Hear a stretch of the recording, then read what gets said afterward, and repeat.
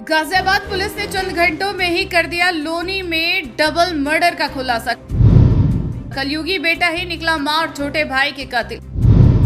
एक बार फिर मानवता हुई शर्मसार, घाट के पावे से वार कर उतारा मौत के घाट।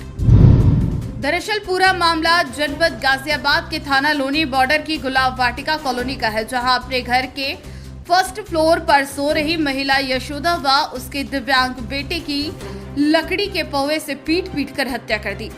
जिसके बाद पुलिस को सूचना दी गई। तत्काल गाजियाबाद पुलिस मौके पर पहुंची व घटनास्थल का निरीक्षण करने लगी। वहीं दूसरी मंजिल पर मृतका का दूसरा बेटा धर्मेंद्र व उसकी पत्नी भी घटना की रात वहीं सोए हुए थे, लेकिन दोनों के इस घटना से अनजान बन रहे थे। जिसके बाद पुलिस ने पूछताछ शुरू की तो इस दोहरे हत्याकांड का रुख ही बदल गया।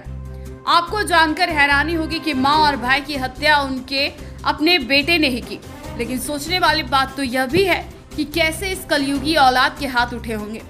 हालांकि कमरे का मंजर यह साफ पुकार कर कह रहा था कि मां बेटे की हत्या होने से पूर्व उनके हमलावरों के साथ जद्दोजहद हुई थी, मगर इस दौरान वह अपनी जान बचाने में नाकाम रहे।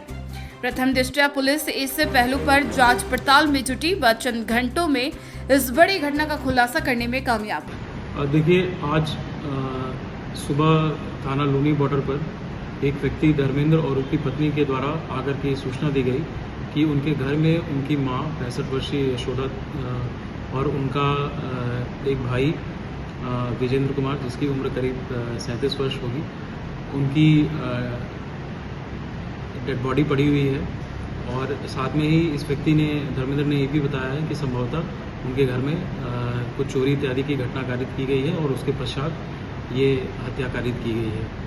सूचना प्राप्त होते ही तत्काल पुलिस टीम द्वारा घटनास्थल पर पहुंचकर सभी तथ्यों का अवलोकन किया गया, सभी साक्ष्य देखे गए, सभी scientific evidence, field unit, dog squad इत्यादि के माध्यम से एकत्रित किए गए और घटना का अनावरण करते हुए ये प्रकाश में आया कि इस हत्या को कारित करने वाला कोई और नहीं, इन्हीं का इसी मृत महिला का ये बड़ा बेटा धर्मेंद्र, जिसने सुबह ये सूचना दी थी, उसी ने हत्या कारित करी है। हत्या कारित करने के पीछे का मोटिव ये सामने निकल के आया कि करीब 3 दिन पहले इसने अपनी माता से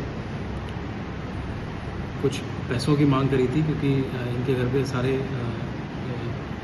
जो भी पैसे इत्यादि थे अपने इनके माता के पास रहते थे और इसके ऊपर करीब 1.5 लाख रुपए का कर्ज हो चुका था कई सोर्सों से, जिसको उस पैसे को देने के लिए इसकी माता ने क्लियरली इसको मना कर दिया था। इसके साथ साथ इनके घर में ये भी बात चल रही थी कि संभवतः इसको अन्य संपत्ति इत्यादि से बेदखल किया जा सकता है इस लड़के को। इन्हीं सभी चीज़ों का रोष रखते हुए कल रात्रि में काम से लौटने के बाद जब ये आया और जब इनके सारे बच्चे इत्यादि सो गए तो रात्रि में ये छत पे गया, थोड़ा इसने शराब का सेवन किया और वहीं पे एक जो चारपाई का पाया पड़ा था लकड़ी का, जिसमें काफ़ी शार्प एजेस भी हैं, उससे इसने इस अपनी माता को मार करके उनकी हत्या कर दी। उनकी माता के साथ इनका एक दूसरा भाई, जो कि मानसिक रूप से दिव्यांग था, उसी कमरे में सोया हुआ था। वो जैसे ही इस चीज़ को सुन करके उसकी आंख खुली, तत्काल धर्मेंद्र ने उसकी भी उसी मर्डर वेपन से मार करके हत्या कर दी।